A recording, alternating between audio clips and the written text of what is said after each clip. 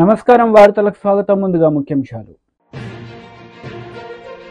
Mandakrishna Madiga press meet, CM Revanth రెడ్డిపై fire. ప్రభుత్వ సలహాదారు Sajjala Ramakrishna Reddy press meet, TDP నేతలపై ఫైర్. ఏపీ ప్రభుత్వ సలహాదారు సజ్జల రామకృష్ణారెడ్డి మీడియా సమావేశం నిర్వహించారు. ఈ సందర్భంగా ఆయన మాట్లాడారు. పోలింగ్ ముందు డెసిషన్ తీసుకుని కంట్రీ అంతా ఇంప్లిమెంట్ చేస్తే అది న్యాయమైంది, నిష్పక్షపాతంగా ఉన్నది. పోలింగ్ అయిపోయింది, కౌంటింగ్ దగ్గరికి వచ్చాక అది ఒక స్టేట్లో ఇక్కడ మాత్రమే ఇలాంటి ఎగ్జామ్షన్ ఇవ్వడం అనేది విడ్డూరంగా కనపడుతుంది, అనుమానాస్పదంగా కూడా ఉంది. అదే రైట్ చేశాం. But court doesn't want to interfere at this junction. కాలేమని అది కోర్టు కంటే అది ఇండిపెండెంట్ వ్యవస్థ, అది ఇండిపెండెంట్ వ్యవస్థ. కానీ మాకున్న హక్కు పొలిటికల్ పార్టీగా ఏదుందో దాన్ని అయితే పూర్తి ఎగ్జాస్టివ్ గా వాడుకున్నాం. ఆ విషయం కౌంటింగ్ ఏజెంట్లకు సంబంధించి రిలే హౌస్ ఈసారి ఉండకూడదని చెప్పి కూడా కొత్తగా ఇంకొక నిర్ణయం తీసుకుంది. ఏది కౌంటింగ్ ఏజెంట్లకు రిలే హౌస్ అవసరం లేదు అనేది ఈసీ తీసుకున్న నిర్ణయం సార్. ఎందుకని ఇలాంటి వివాదాస్పద నిర్ణయాలు ప్రతిదీ ఇవే కాదు, చాలా చోట ఈసారి కనిపిస్తున్న ఖచ్చితంగా ఒకటే అంటే చంద్రబాబు నాయుడు అనే వ్యక్తి ఎవరైతే సిస్టమ్స్ ను మ్యానిపులేట్ చేయడం, నేను మ్యానిపులేట్ చేయగలను, నా శక్తి ఇంత ఉంది అని చూపే రకంగా ఒక రౌడీ అయితే ఎలాగైతే రౌడీజం చేసి అందరినీ భయపెట్టి ఇచ్చేస్తాడు, సిస్టమ్ మీద నా కంట్రోల్ ఉందని చూపే ప్రయత్నం, ఎలక్షన్ కమిషన్ మీద నా కంట్రోల్ ఉందని చూపే ప్రయత్నం గత 2 నెలలుగా మీరు అందరూ గమనిస్తున్నారు. కూటమి అని పొత్తు పెట్టుకున్నప్పటి నుంచి, ఈసీ కోడ్ వచ్చినప్పటి నుంచి, అది అధికారుల బదిలీల్లో కావచ్చు, అడ్డగోలు నిర్ణయాలు అప్పటికప్పుడు తాత్కాలికంగా తీసుకుంటున్నవి కావచ్చు, ఏదైనా సరే అన్నిట్లో తన ప్రభావం ఉంది అని చూపుతున్నాడు. అది చూపించి అధికార యంత్రాంగం మీద పట్టు సాధించే ప్రయత్నం చేశాడు. అవన్నీ కూడా ఇక్కడికి వచ్చేసరికి పాచికలేమి పారవు. అది ఏదైనా ఉంటే సైకలాజికల్ గానో మానసికంగానో ఆయన నమ్ముకున్న వాళ్ళకు కొంత టెంపరీ ఆనందాన్ని ఇస్తుంది. లేదా అధికారులు కొంతమంది భయపడి ఎందుకైనా మంచిది వీళ్ళు చెప్పినట్టు ఉంటే బెటర్ కదా అని వాళ్ళ చెప్పినట్టు ఫాలో అయ్యే అవకాశాలు ఏమి ఉంటాయేమో. కానీ యాక్చువల్ ఓటింగ్ దీనికైతే దాని ఇంపాక్ట్ క్రియేట్ చేయదు.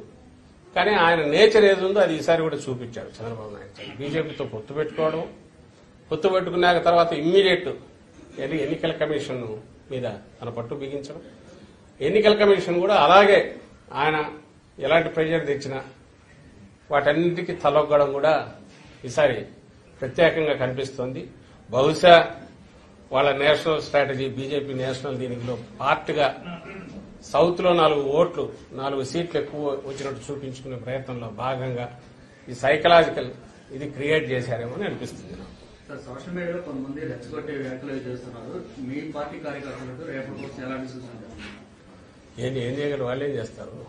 ఇంత బలమైన పార్టీ వాళ్ళు ఏదో దాని ఏమంటాం మానసిక ఆనందం కోసము, ఆత్మతృప్తి కోసము సోషల్ మీడియాలో 4 వార్నింగ్లు ఇస్తే ఏదో అంటారు. ఇది ఉడత చప్పుళ్లకు వాళ్ళు ఉంటారు ఇక్కడ, దాని గురించి పెద్ద లెక్క వేసుకోవాల్సిన అవసరం లేదు. బట్ ఓవరాల్ నేనైతే వీఆర్ వెరీ కంఫర్టబుల్. మళ్ళీ చెప్తున్నాం, బ్రహ్మాండమైన మెజార్టీతో రేపు మళ్లీ జగన్మోహన్ రెడ్డి గారు రెండోసారి ప్రమాణ స్వీకారం చేయబోతున్నారు అనుకున్నట్టు.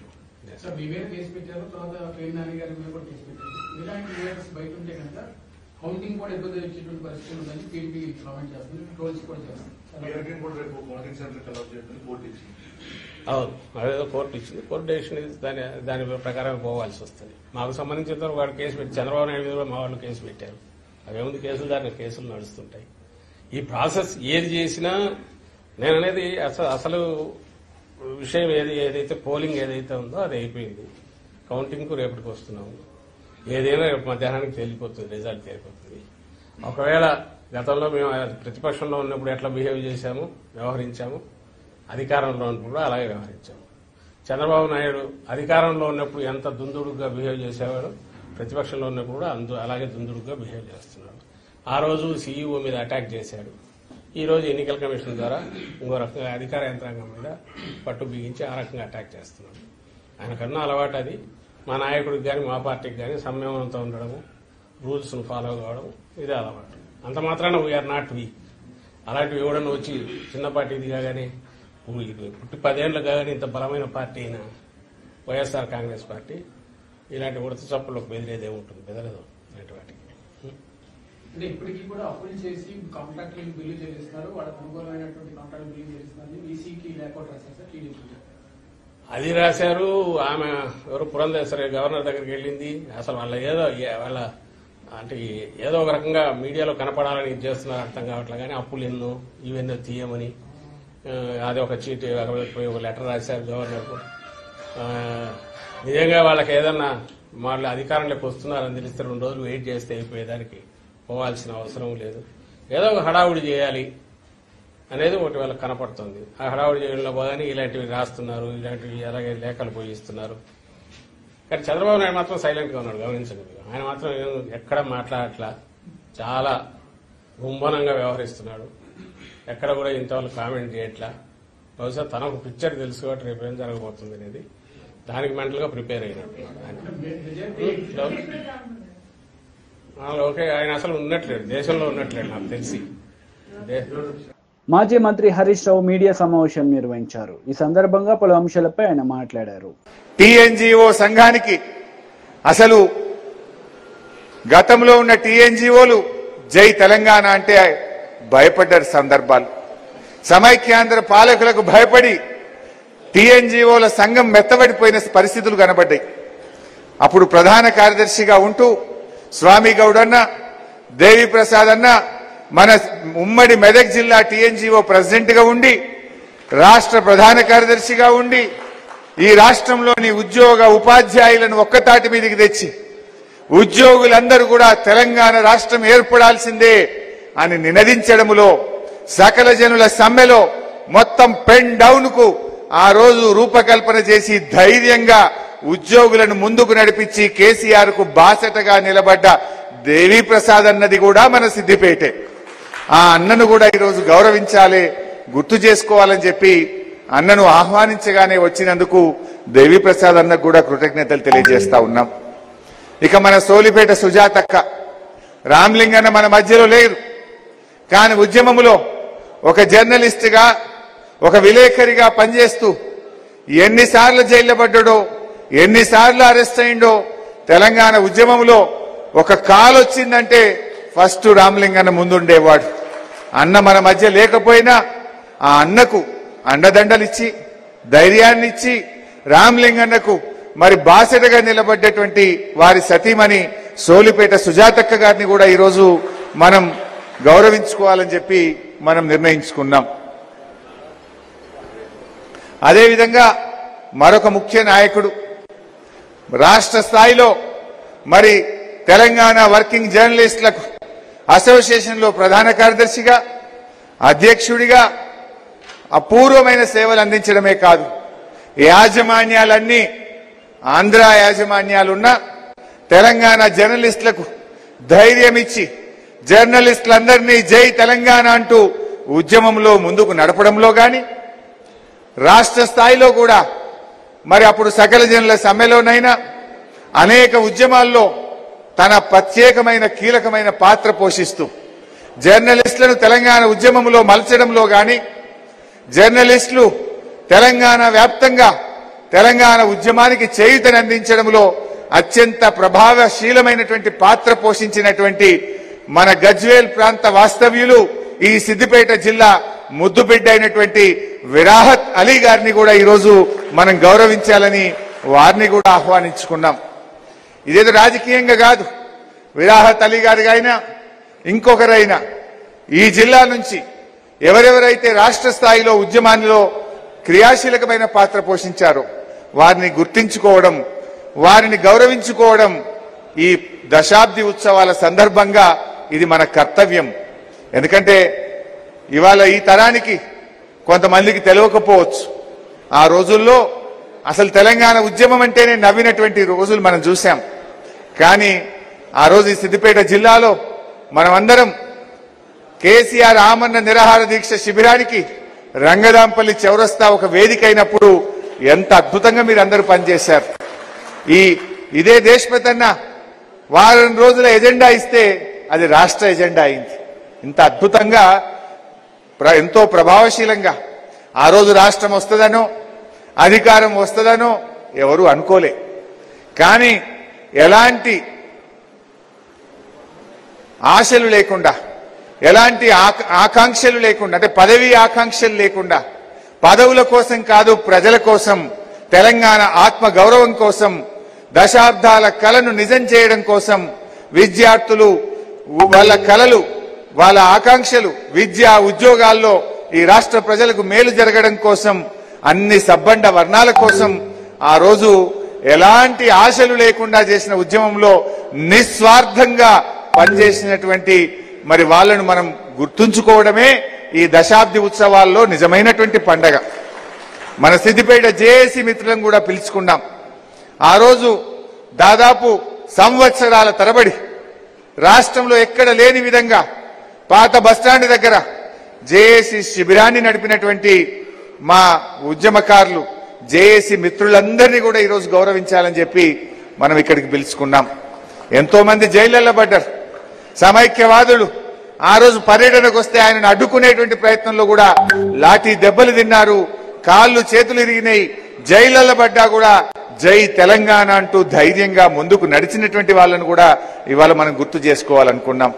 సో ఇలాంటి ఈ కార్యక్రమం మన కొత్త ప్రభాకర్ రెడ్డి అన్న జిల్లా అధ్యక్షులుగా, అన్న మనం రొటీన్ గా కాదు, అన్ని జిల్లాల కంటే భిన్నంగా చేద్దాం, ఈ జిల్లా నుంచి రాష్ట్ర స్థాయిలో సేవలు అందించిన వారిని ఆహ్వానించుకుందామని ఒక మంచి ఆలోచనతో మన జిల్లా పార్టీ అధ్యక్షులు కొత్త ప్రభాకర్ రెడ్డి గారు ఇంత గొప్పగా ఈ కార్యక్రమాన్ని నిర్వహించడం నిజంగా నాకు చాలా సంతోషంగా ఉంది. ఎందుకంటే ఏ ఉద్యమకారుడైనా, ఏ పోరాటంలో పాల్గొన్న వాళ్ళైనా ప్రేమను కోరుకుంటారు, గౌరవాన్ని కోరుకున్నారు తప్ప ఇంకేం కోరుకోలేరు. ఆ రోజు రాష్ట్రం వస్తుందనో, సీనన్న ఎమ్మెల్సీ అవుతాడనో, నేను ఎమ్మెల్యే అవుతానో. కాంగ్రెస్ నేతలు మీడియా సమావేశం నిర్వహించారు. ఈ సందర్భంగా పలు అంశాలపై వారు మాట్లాడారు. మీడియా మిత్రులకు నమస్కారం. ఎమ్మెల్సీ ఎన్నికల, మహబూబ్ నగర్ ఎమ్మెల్సీ ఎన్నికల ఫలితం వచ్చింది. మునిగిపోయేటానికి గడ్డిపోచ దొరికినా కూడా ఆనందపడతాడు. సముద్రంలో మునిగిపోయేటానికి గడ్డిపోచ దొరికినా అబ్బా లైఫ్ లైన్ వచ్చిందిరా అని ఆనందపడతాడు. కానీ అది ఎంతసేపు ఉంటుంది, ఆ గడ్డిపోచ ఎంతకాలం కాపాడుతుంది అనే విచక్షణ వాళ్ళకు ఉండదు ఆ సమయంలో. ఇప్పుడు కేటీఆర్ గారిది కూడా గదే పరిస్థితి. మునిగిపోతున్నామని ఆల్రెడీ స్పష్టంగా తెలుస్తూ ఉంది. మెదక్ పార్లమెంటే గెలుస్తారో లేదో అన్న రిపోర్టు వారికి వచ్చే ఉంటుంది. మొత్తం తెలంగాణలో ఉన్న 17 అసెంబ్లీ స్థానాల్లో 1, 2 స్థానాల్లో తప్ప మిగతా స్థానాల్లో 3వ స్థానం లేదా డిపాజిట్లు పోవడం ఖాయం అయిపోయింది. రిజల్ట్ 4వ తారీఖు వచ్చే రిజల్ట్ గురించి ఆలోచించకుండా మహబూబ్ నగర్ ఎమ్మెల్సీ ఎన్నికల ఫలితాల గురించి వ్యాఖ్యానం చేస్తూ ఉన్నాడంటే కొద్దిగా కూడా రాజకీయ పరిజ్ఞానం లేదు మా కేటీఆర్ గారికి. స్పష్టంగా మనకు తెలిసిన విషయమేనా, టీఆర్ఎస్ పార్టీ గుర్తుతోటి గెలిచిన ఎంపీటీసీలు, జెడ్పీటీసీలు, కౌన్సిలర్లు పెద్దలు చెప్పినట్టుగా 920 గెలుచుకున్నారు. మాకు 340 మందే గెలిచినాం. దాంట్లో ఎలక్షన్స్ కంటే ముందు చాలా మంది బీఆర్ఎస్ లోకే పోయినరు. అంటే ఓన్లీ 200-250 మంది కాంగ్రెస్ బలం. మరి 250 కాంగ్రెస్ బలం ఉన్నాక ఈ ఎలక్షన్లో మాకు 652 ఓట్లు వచ్చినాయంటే మరి మాకు బలం పెరిగినట్ట, బలం తరిగినట్ట? ప్రజామోదం కాంగ్రెస్ పార్టీకి పెరిగినట్ట, తగ్గినట్ట? బీఆర్ఎస్ పార్టీకి 920, మళ్ళీ అదనంగా కాంగ్రెస్ లో అక్కడిక్కడ గెలిచిన వాళ్ళు జాయిన్ అవ్వడం, దాదాపుగా 1100 మంది బీఆర్ఎస్ లో ఉండిరి ఈ ఎలక్షన్ కంటే ముందు. మరి 1100 మంది ఉంటే ఎంత అయిన వాళ్లకు? 763 మంది. అంటే దాదాపుగా 350 మంది సొంత పార్టీలో గెలిచిన ఉన్న వ్యక్తులు కూడా ఆ పార్టీని కాదనుకొని కాంగ్రెస్ పార్టీకి ఓటేసిండ్రంటే రాబోయే రోజుల్లో ఏ కార్యకర్త కూడా గ్రామీణ స్థాయిలో బీఆర్ఎస్ పార్టీకి మిగలడు. మొత్తం కూడా ఖలాస్ అయిపోతుంది, ఈ పార్టీ భూస్థాపితం అవుతుంది. ఎందుకు అంటే తెలంగాణ ఆకాంక్షలను కానీ, తెలంగాణ అమరవీరులను కానీ గౌరవించుకునేది, ఆకాంక్షలు నెరవేర్చేది, భవిష్యత్తులో తెలంగాణ పునర్నిర్మాణం నిజాయితీగా చేసేది కాంగ్రెస్ పార్టీ అని చెప్పి ఈరోజు 50 మంది తెలంగాణ ప్రజలకు తెలిసిపోయింది. అందుకే అద్భుతంగా ఈరోజు రాష్ట్ర గీతాన్ని జాతికి అంకితం ఇచ్చుకున్నాం, ఉద్యమకారులను గౌరవించుకున్నాం. రాబోయే రోజుల్లో వాళ్ళకు సన్మానం కూడా చేసుకుంటాం. ఒక కుటుంబ హస్తాల నుంచి తెలంగాణను విముక్తి చేసుకున్నాం. ఆ సంతోషం ఈరోజు తెలంగాణ ప్రజలకు ఉంది. ఈ తెలంగాణలో బీఆర్ఎస్ పార్టీ భూస్థాపితమైందన్న సంతోషం రేపు 4వ తారీఖులో తెలంగాణ ప్రజలకు చిరుజల్లులాగా వాళ్లకు కురుస్తుంది, వాళ్ళ మీద పడుతుంది. రాబోయే 5 సంవత్సరాలు చాలా సంతోషంగా తెలంగాణ ప్రజలు ఉండబోతా ఉన్నారు. మా ముఖ్యమంత్రి గారు, మా మంత్రులు అత్యద్భుతంగా 6 గ్యారెంటీలు అమలు చేయబోతా ఉన్నారు. కొంతమంది గవర్నమెంట్ ఉద్యమకారులను అమరవీరుల కుటుంబాలను గౌరవిస్తున్నారు. తప్పది. మందకృష్ణ మాదిగ ప్రెస్ మీట్ నిర్వహించారు. ఈ సందర్భంగా పలు అంశాలపై ఆయన వివరణ ఇచ్చారు. సమ్మక్క సారక పేరు ఉండదా? కథ పాటలు మాత్రం సమ్మక్క సార ఉంటుంది. డప్పు ఉండదా? సాంస్కృతిక ఆయుధాలు ఉండవా? ఏంటి పరిస్థితి? ఇక్కడ మేము సూటిగా చెప్తున్నాం, నిన్న ఆమోదించిన అందశ్రీ రాసిన నిన్న ఆమోదించిన పాటను మేము గుర్తించాం. తెలంగాణ సమాజం కూడా గుర్తించదు. మన పాటలో ఏమొస్తుంది? మీ దృష్టికి నేను తీసుకొస్తున్నా. నేను ఒక పాటలో మీరా సాహెబ్ కూడా పేరు వస్తుంది. ఎస్సీలది, బీసీలది, మైనార్టీలది, అగ్రకులాల్లో ఉన్న వాళ్ళందరిది వస్తుంది, బ్రాహ్మణులది కూడా వస్తుంది. ఇప్పుడు ఎవరి పేరు లేకుండా పోయింది కదా. అంటే బహుశా అందశ్రీ రాసిన పాటల్లో రెడ్డి సామాజిక వర్గం పేరేమో లేనట్టున్నది. కాబట్టి మిగతా వాళ్ళ పేర్లు ఎందుకు పెట్టాలని చెప్పి అన్నీ తీసేసినట్టున్నది నేను అనుకుంటున్నా. అందశ్రీ రాసిన పాటల్లో స్ఫూర్తిని నింపిన ఒక రెడ్డి సామాజిక వర్గ ప్రముఖుడి పేరు లేనట్టున్నది. కాబట్టి మా రెడ్డి సామాజిక వర్గం ప్రముఖుల పేర్లే లేనప్పుడు మిగతా వాళ్ళ పేర్లు ఎందుకని మొత్తం తీసేసినట్టున్నది. తీసేయమని ఈయన చెప్పినట్టున్నది, ఈయన తీసేసిండు. అంటే ఉన్న గౌరవం అందశ్రీ పోడగొట్టుకున్నాడు. అందువల్ల మేము చెప్తున్నాం, నిన్న ఆమోదించిన జూన్ 2వ తారీఖున ఆమోదించిన ఆ గీతాన్ని తెలంగాణ సమాజం అంగీకరించదు, ఆమోదించదు. స్పష్టం చేస్తున్నాను నేను. తెలంగాణ సమాజం అంగీకరించదు, ఆమోదించదు. నేను మళ్ళీ చెప్తున్నా, ఆనాడు ఉద్యమ కాలంలో పాడిన పాట తెలంగాణ సమాజాన్ని నిద్రలేపింది, యుద్ధంలో నిలబెట్టింది. ఇప్పుడు నిన్న పాడిన పాట అందరినీ నిద్రపుచ్చేటట్టు చేసింది. మేము పాలిస్తాం, మీరు నిద్రపోండి అని చెప్పేసింది. అంటే ఇది జోలపాడినట్టు చేసింది. ఆ 3 చరణాలే జోలపాడింది, కానీ 12 చరణాలు యుద్ధంలో నిలబెట్టింది. అది యుద్ధంలో నిలబెట్టింది ఆ పాట. ఇప్పుడు ఈ పాట నిద్రపోండి అని చెప్పి జోలపాట పాడింది. బహుశా ఇప్పుడు పాలకుడికి కావాల్సిందేంది? అందరినీ నిద్రపుచ్చడమే కదా. రేవంత్ రెడ్డి గారు కావాల్సిందేంది? నిద్రపుచ్చడమే కదా. కాబట్టి నిద్రపుచ్చే పాటగా దాన్ని తయారు చేసిండా అనే విషయం కూడా మేము స్పష్టం చేస్తున్నాం. అంటే కీరవాణ్ణి పెట్టిండా లేదా ప్రాంతీయ దృక్పథంతో ఇంకో కోణంలో నేను మాట్లాడతలేను. ఎవరిని పెట్టిండా నేను మాట్లాడతలేను. కానీ ఆనాడు అందశ్రీ మొత్తం పాట తెలంగాణ 3 కోట్ల మంది పైగా ప్రజల్ని నిద్రలేపింది, యుద్ధంలో నిలబెట్టింది, తెలంగాణ సాధించే భూమిక పోషించింది. అంటే ఆనాటి పాలకుల్ని ప్రశ్నించే స్థాయికి తీసుకొచ్చింది. కానీ ఈ పాట ఈనాటి పాలకులకు ఊడిగం చేసే విధంగా తయారు చేసిండ్రు, దాన్ని నిద్రపుచ్చే ప్రయత్నం చేసిండు అనే విషయం కూడా స్పష్టంగా రుజువుతుంది. కాబట్టి మళ్ళీ చెప్తున్నాం, ఈ పాటను ఆమోదించేది లేదు, అంగీకరించేది లేదు.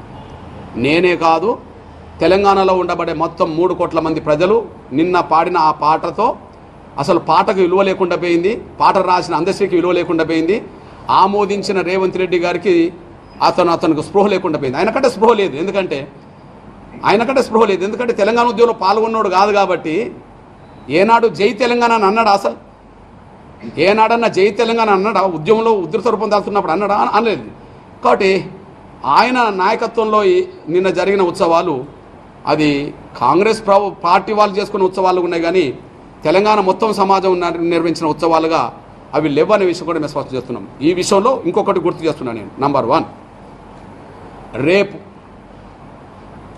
ఉద్యమ కాలంలో అందశ్రీ రాసిన ప్రతి పదం ప్రతి అక్షరం ఉండే విధంగా అన్ని పార్టీలు ఒప్పిస్తాం. ఉద్యమ కాలంలో ఏ పార్టీ అయితే ఏ అక్షరాలతో కూడిన పదాలు అయితే ఉన్నాయో ఏ అక్షరాలతో కూడిన ఏ పదాలు ఏ చరణాలు అవుతున్నాయో జయ జయ తెలంగాణ నుంచి మొదలుకొని చివరి వరకు ఏదైతున్నదో ఆ మొత్తం పాటను ఖచ్చితంగా తెలంగాణ గీతంగా ఆమోదించాల్సిందే అని చెప్పి అన్ని పార్టీలు ఒప్పించే ప్రయత్నం చేస్తాం. ఈ విషయంలో నా సోదరుడు రాష్ట్ర అధ్యక్షుడు బీజేపీ అధ్యక్షుడు కేంద్ర మంత్రివర్యులు ముందు కిషన్ రెడ్డి గారిని కలుస్తాను. ఇది పూర్తి పాట ఉండే విధంగానే దాన్ని మేము ఆమోదిస్తాం తప్ప ఇప్పుడు ఆమోదించి ప్రకటించింది మేము ఆమోదించమని ఆయనతో ప్రకటన చేసే ప్రయత్నం నేను చేస్తాను. సేమ్ టైం కేసీఆర్కు తెలంగాణ ఉద్యమ కాలంలో విమర్శించింది మేమైనా కారణాలు ఏమైనా కేసీఆర్ మమ్మల్ని ఆనాడు స్వాగతించలేకుండా పోయిండు. తర్వాత కనీసం అపాయింట్మెంట్ కూడా ఇవ్వలేకుండా పోయిండు. కొంత నిర్బంధం కూడా పెట్టిండు. ఆ బాధ మాకు ఆవేదన ఉన్నా ఈ గీతం సందేశాన్ని బతికించడానికి ఈ తెలంగాణ గీతం సందేశాన్ని బతికించడానికి అవసరం అనుకుంటే పూర్తి పాఠం మేము అంగీకరిస్తున్నాం. గతంలో 10 ఏళ్ళ అధికారం ఉండి దాన్ని ఆమోదించకపోవడం కొంత పొరపాటు జరిగిందని, కానీ ఇక ముందు అందరం కలిసి అదే పాటను ఆమోదిస్తామని చెప్పి ఖచ్చితంగా కేసీఆర్ గారిని కూడా కలిసే ప్రయత్నం చేస్తాం. టీడీపీ పోలిట్ బ్యూరో సభ్యులు వర్ల రామయ్య మీడియా సమావేశం నిర్వహించారు. ఈ సందర్భంగా సీఎం జగన్ రెడ్డిపై మండిపడ్డారు.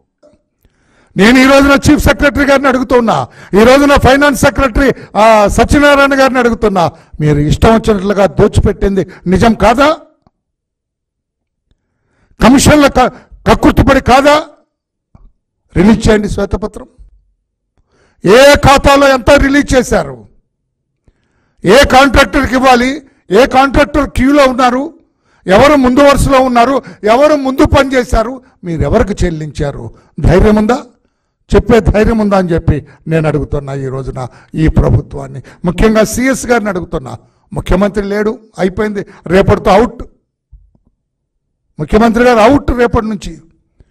మీరు సిఎస్గా ఉన్నారు కనుక రేపు కూడా సిఎస్గానే ఉంటారు కనుక నేను అడుగుతూ ఉన్నాను, శ్వేతపత్రం రిలీజ్ చేయగలరా మీరు? 21,000 కోట్ల రూపాయలు ఎవరికి ఖర్చు పెట్టారు? ప్రజా సంక్షేమానికి ఎంత పెట్టారు? మీ బినామీ కాంట్రాక్టర్లకు ఎంత ఇచ్చారు? చెప్పే ధైర్యం ఉందా జగన్మోహన్ రెడ్డి గారు, ఆయన సిఎస్ జవహర్ రెడ్డి గారు అని చెప్పి నేను అడుగుతూ ఉన్నాను.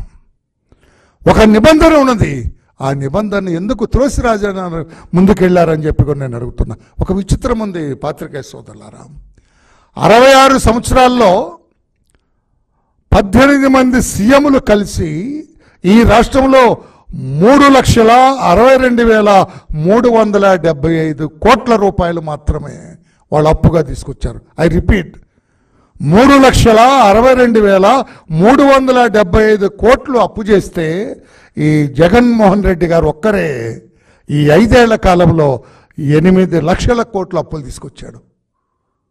ఎందుకోసం తీసుకొచ్చాడు? ప్రజా సంక్షేమానికి తీసుకొచ్చారా? ఏమైనా ప్రాజెక్టులు కట్టడానికి తీసుకొచ్చారా? ఏమైనా రాష్ట్రంలో రోడ్లు వేయడానికి తీసుకొచ్చారా? లేకుంటే బిడ్డలకు ఉద్యోగాలు కల్పించడానికి తీసుకొచ్చారా? లేదే. కమిషన్లకు కక్కుర్తుపడి అస్మదీయులైన తన కాంట్రాక్టర్లకు చెల్లింపుల కోసం అప్పులు చేసిన ఘనత ఈ జగన్మోహన్ రెడ్డి గారికి దక్కుతుందని చెప్పుకొని నేను తెలియజేస్తున్నా. అందుకే సిఎస్ గారు జవహర్ రెడ్డి గారు రేపు 4,000 కోట్లు రాబోతున్న ఆర్బీఐ నోటిఫికేషన్ ప్రకారం బాండ్స్ వేలం వేస్తే 4,000 కోట్ల రూపాయలు మీకు శాంక్షన్ అవుతూ ఉంది. 4,000 కోట్ల రూపాయలు రేపు 10 గంటలకి తెలిసిపోతుంది ఏ ప్రభుత్వం అధికారంలోకి రాబోతుందో. రేపు మీరు ఆఫీసులో వచ్చి కూర్చునే సమయానికి మీరు 10:30కి వస్తారు, 10:30కి తెలిసిపోతుంది. మీరు ఈ 4,000 కోట్లు ముట్టుకోవటానికి లేదు, స్టేటస్ కోలో పెట్టండి, వచ్చే ప్రభుత్వం చూసుకుంటుంది. లేదు ఈ 4,000 కోట్లు కూడా ఇచ్చేస్తానంటే మిమ్మల్ని అనుమానించాల్సి వస్తుంది, మీ వర్కింగ్ సిస్టమ్ని అనుమానించాల్సి వస్తుంది. ఇప్పటికే జవహర్ రెడ్డి గారు మీ మీద ఇన్ని ఆరోపణలు ఉన్నాయి, ఇప్పటికే మీరు భూదందాలు ఇరుక్కున్నారన్న ఆరోపణలు ఉన్నాయి, ఇప్పటికే పెద్ద కుట్ర జరుగుతున్నది అక్కడ భూములు కొట్టేయటానికి విశాఖపట్నం విజయనగరం జిల్లాలో, అందులో మీ పేరు ప్రముఖంగా వినపడుతుంది. మీ మీద మేము అధికారంలోకి వచ్చిన తర్వాత మిమ్మల్ని ఏం సామాన్యంగా వదిలేది లేదు. తప్పకుండా విచారణ జరిపిస్తాం, బాధ్యులైన వాళ్ళని కఠినంగా శిక్షిస్తాం, వదిలేది లేదు. అందుకే నేను మీకు తెలియజేస్తున్నా, నేను మేము కోరుతూ ఉన్నా, 4,000 కోట్ల రూపాయలు మీరు చెల్లింపులు చేయటానికి లేదు, మీరు కాంట్రాక్టర్లకు ఇవ్వటానికి లేదు. అట్లా ఉంచండి, వచ్చే ప్రభుత్వం చూసుకుంటుంది. ప్రయారిటీ చూసుకుంటూ వచ్చే ప్రభుత్వం ఎవరికి ఇవ్వాలి, ఎలా ఇవ్వాలి, ప్రజా సంక్షేమాన్ని దృష్టిలో పెట్టుకొని వచ్చే ప్రభుత్వం చూస్తుంది. అంతే తప్ప ఈ అసమర్థీయులకు ఇవ్వటానికి 4,000 కోట్ల రూపాయల్లో ఒక్క రూపాయి కూడా ఖర్చు పెట్టడానికి వీల్లేదని చెప్పి కూడా నేను గౌరవ సిఎస్ గారిని కోరుతున్నా. ఒకవేళ మీరు రేపు తగుదునమ్మా అని సిఎస్గా ఉన్నాను కదా అని అసలు నన్ను అడిగితే రేపు 10 గంటలకి సిఎస్గా మీరు తొలగిపోవాలా? రేపు 10 గంటలకు అర్థమైపోతుంది ఏ ప్రభుత్వం అధికారంలోకి వస్తుందో. అది మీరు ఆశించిన ప్రభుత్వం రాదు. ఏ ప్రభుత్వం అధికారంలోకి వస్తుందో మీరు ఆశించిన ప్రభుత్వం రాదు. అప్పుడు మీరు సిఎస్గా కొనసాగటంలో ఔచిత్యం ఉందా? మీకేమైనా నైతిక విలువలు ఉంటే రేపు 10:30 AM ఎప్పుడైతే విండు తెలిసిపోతుంది, రేపు 10:30కి తెలిసిపోతుంది ఎవరు అధికారంలోకి రాబోతున్నారో. రేపు 10:30కి మీకు అర్థమైపోతుంది ఎవరు అధికారంలోకి రాబోతున్నారో. వెంటనే మీరు మీ పదవి నుంచి తప్పుకోవాలని చెప్పి కూడా నేను డిమాండ్ చేస్తున్నా. మీకు కొనసాగే నైతిక హక్కు లేదు జవహర్ రెడ్డి గారు. టీడీపీ లీడర్ మీడియా సమావేశం నిర్వహించారు. ఈ సందర్భంగా పలు అంశాలపై ఆయన మాట్లాడారు. ఫలితాలతో ఈ రాష్ట్రానికి మోక్షం లభిస్తూ ఉంది. అంతేకాదు జగన్ పరిపాలనలో ఎమ్మెల్యేల దోపిడీ, మంత్రుల దోపిడీ, నాయకుల దోపిడీ, ముఖ్యమంత్రి దోపిడీ, సలహాదారుల దోపిడీ, ఎక్కడైనా అంతు లేకుండా రాష్ట్రం నలుమూలలా దోచుకున్నటువంటి చరిత్ర జగన్మోహన్ రెడ్డిది. ఈరోజు సజ్జలు మాట్లాడుతూ ఉన్నాడు. ఓటమి తెలుసుకున్నటువంటి వైసీపీ తాడేపల్లి కార్యకర్తలను రెచ్చగొడతా ఉన్నాడు. మీరు వెళ్ళి తిరగబడండి, కౌంటింగ్ సెంటర్లో గొడవలు చేయండి, ఏమన్నా చేయండి. ఎందుకంటే వీళ్ళు ఎమ్మెల్యేకి అలాగే చెప్పారు మాచర్ల పిన్నెల రామకృష్ణారెడ్డి, అందుకనే ఈవీఎంలు పాల్గొట్టాడు. ఇవాళ కార్యకర్తల్ని నాయకులను రెచ్చగొడతా ఉన్నారు. ఓటమి భయంతోనే సజ్జల రామకృష్ణారెడ్డి కార్యకర్తలను రెచ్చగొడుతున్నాడు. రెచ్చిపోతే జైలుకి వెళ్తారు వైసీపీ నాయకులారా. మీ జీవితాలతో ఇన్నాళ్ళు ఆడుకున్నాడు. సజ్జల లాంటి సలహాదారులు కానీ, వైసీపీ మంత్రులు కానీ, తాడేపల్లి కానీ వాళ్ళు కుబేర్లు అయిపోయారు. ఇంకా మీతో ఆడుకోవడం కోసం మిమ్మల్ని రెచ్చగొడతా ఉన్నారు. రేపు ప్రశాంతమైన వాతావరణంలో ఎన్నికల కౌంటింగ్ జరిగే పరిస్థితిని డిస్టర్బ్ చేయాలని సజ్జల రామకృష్ణారెడ్డి వైసీపీ కుట్ర పన్నుతోంది. దీన్ని అధికారులు ఇప్పుడే మేల్కొనాలి. సజ్జల మీద కేసు పెడితే కాదు, ఇలాంటి వ్యక్తుల్ని ముందస్తుగా అరెస్ట్ చేయాలి. వార్తలు ముగించే ముందు ముఖ్యాంశాలు మరోసారి. Mandakrishna Madiga press meet, CM Revanth రెడ్డిపై ఫైర్. ప్రభుత్వ సలహాదారు Sajjala Ramakrishna Reddy press meet, TDP నేతలపై ఫైర్. ఈ వార్తలు ఇంతటితో సమాప్తం. తిరిగి ప్రసారమయ్యే వార్తల్లో మళ్ళీ కలుద్దాం. అంతవరకు సెలవు. నమస్తే.